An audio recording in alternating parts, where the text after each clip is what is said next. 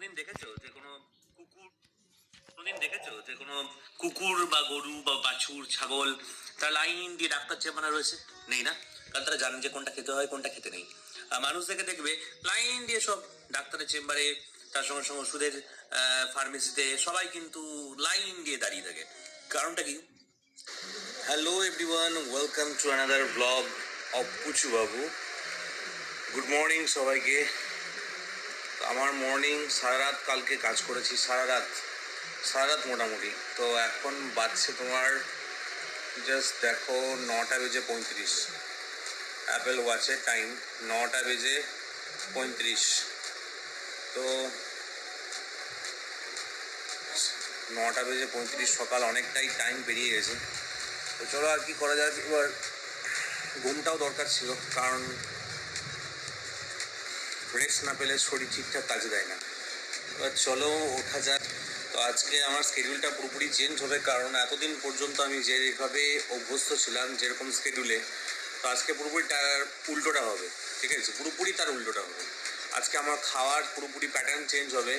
সকালে সাধারণত ব্রেকফাস্টে আগে যেটা খেতাম, ধরো মুড়ি, ঘুগনি, পেঁয়াজ আর চপ, এটা আমার প্রতিদিনকার ছিল রুটিন। আর কোনো দিন পুরি। তো সেই সব খেয়ে খেয়ে শরীরের 12টা বাজিয়ে আজকে এবার পুরোপুরি আজকের দিন থেকে আমি পুরোপুরি মাইন্ডসেট করেই নিয়েছি যে নিজের জীবনটাকে পুরোপুরি বদলে দেবো। তো কীভাবে বদলাবো তোমরা শেষ পর্যন্ত দেখতে থাকো, এইভাবে ভালোবাসা দিতে থাকো। চলো তাহলে ওঠা যাক। এবার মুখ ধুয়ে ব্রাশ করে পুরোপুরি ফ্রেশ হয়ে রেডি হয়ে পড়ছি ওয়ার্কআউটের জন্য।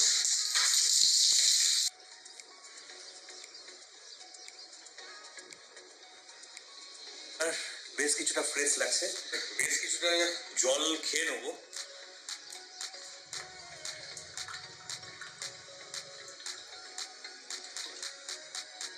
এভাবে কোনোদিন জল খাবে না, জল যেভাবে খাবে সেটা এই পদ্ধতি।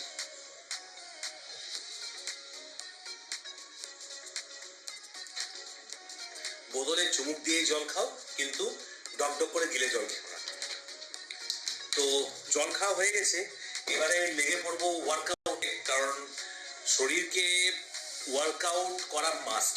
আমরা সবাই কি করি, ওয়ার্কআউটটাকে স্কিপ করে দিই। আমরা ভাবি যে জীবন যেমন যাচ্ছে তেমনই চলতে থাকবো। কিছুদিন পর এমন একটা সমস্যার সামনে আমরা পড়ে যাই, যখন আমাদেরকে হাজার হাজার টাকা ডাক্তারকে দিতে হয়।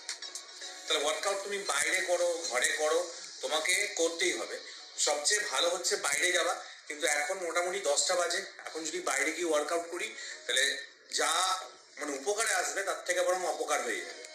তো চলো ঘরের ভেতর শুরু করা যাক ওয়ার্কআউট আজকে।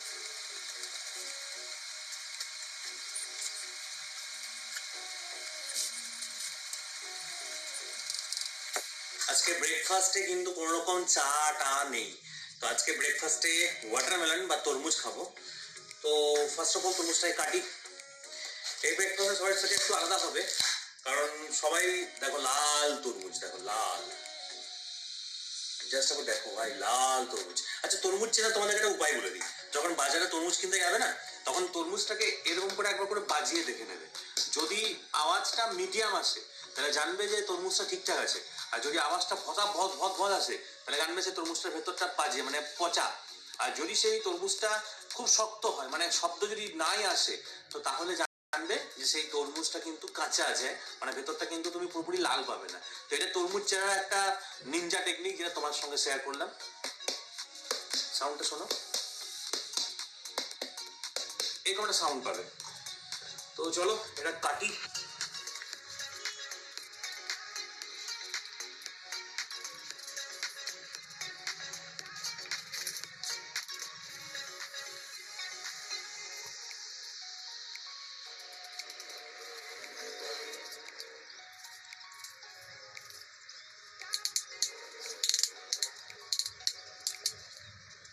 তো এই যে ব্রেকফাস্ট দেখতে পাচ্ছ পুরোপুরি ওয়াটারমেলন, তাছাড়া কিছু না। প্রতিদিন অনেক ফল কিন্তু খাওয়া উচিত না, মানে প্রতিদিন আলাদা আলাদা ফল খাও। আজকে আপেল খেলে তো কালকে গুয়াভা খাও, পরশুদিন ওয়াটারমেলন খাও, অন্যদিন অন্য কোনো ফল খাও। মানে একদিনে সবাই কি করে একসঙ্গে 10-12টা মানে ফল বা 5-6টা ফল ভাবে যে একসাথে খেয়ে নেবো, তাহলে বিশাল কিছু হয়ে যাবে। তো সেরকম করো না, এক এক দিনে করে এক একটা ফল চেঞ্জ করে করে খাও, তাহলে সেটা শরীরের পক্ষে ভালো। সত্যি কথায় খালি পেটে মানে যে সমস্ত ফলের মধ্যে ওয়াটার কন্টেন্ট বেশি আছে বা জলের পরিমাণ বেশি আছে, যে সমস্ত ফলের মধ্যে জলের পরিমাণ বেশি সে সমস্ত ফল তোমার শরীরের পক্ষে খুব ভালো খালি পেটে খাওয়ার পক্ষে। ডাবের জল খালি পেটে খাওয়া খুব ভালো। আজকে আমার ব্লগের বিষয়বস্তু এটাই ছিল যে সকাল কিভাবে নতুনভাবে শুরু করতে হয় এবং নিজের জীবনকে নতুনভাবে কিভাবে চেঞ্জ করতে হয়। আমার ওজন এখন 91 কেজি কাছাকাছি। তোমাদেরকে দেখানোর চেষ্টা করলাম যে কিভাবে তোমরাও চাইলে পরে কোনো রকম কোনো নিউট্রিশন না নিয়ে, যে সমস্ত কেউ বলছে এই নিউট্রিশন নিয়ে নাও, কেউ বলছে এত টাকা লাগবে, মান্থলি 6000, মান্থলি 8000, কেউ বলছে মান্থলি 16000। যদি ভাবো, যদি চাও যে আমি আমার নিজের লাইফকে চেঞ্জ করবো, তা তুমি কিন্তু করতে পারো। হ্যাঁ, এবার যদি তোমার প্রোটিনের দরকার হয় সেক্ষেত্রে তুমি সেদ্ধ করে খেতে পারো, তবে সেটা কিন্তু সেদ্ধ খেতে হবে, সেটা কিন্তু অমলেট খেলে চলবে না, কারণ তেল যেহেতু বেশি পরিমাণ জিনিস যদি শরীরে পড়ে তাহলে কিন্তু শরীরটা খারাপ হয়ে যাবে।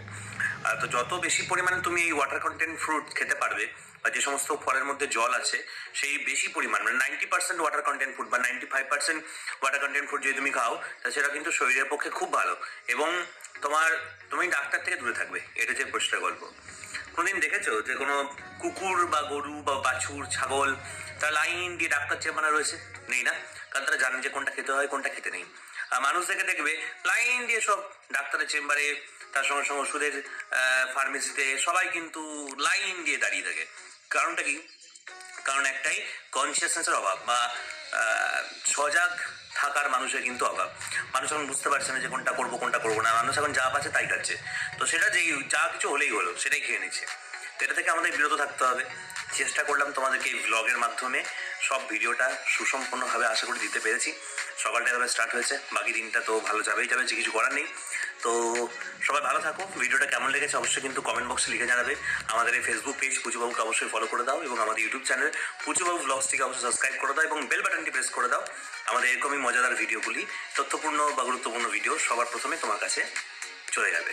ভালো থেকো সবাই, দেখা হচ্ছে তোমাদের সাথে পরের ভিডিওয়।